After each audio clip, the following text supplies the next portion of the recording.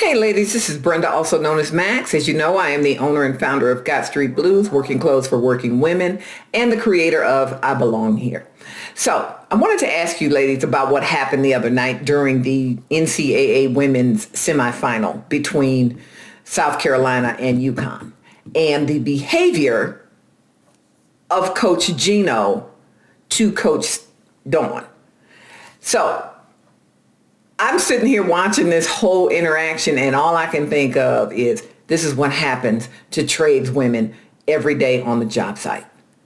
You can equate that to that because men's bad behavior becomes our problem because they're upset about something.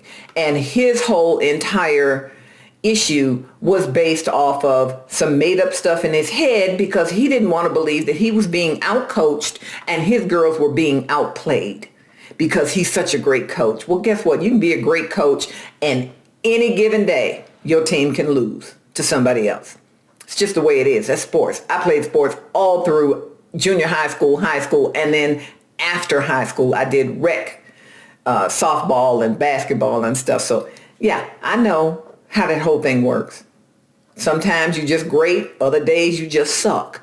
So his team sucked that day. He sucked that day. He got outcoached. But he took the opportunity to bash her in front of a national audience when he was being interviewed, accusing her of using foul language and talking badly to the refs. And if that was him, he'd have been thrown out. And then stating how she didn't shake his hand. And then, one of her girls ripped his girl's jersey.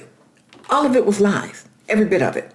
So then you confront her at the end of the game instead of shaking her hand and congratulating her and knowing that you got whooped fair and square because, baby, those refs were wasn't calling a lot of stuff. Let's be honest. They just weren't calling a lot of stuff. I played basketball. I know bad stuff when I see it, and that was some bad stuff. So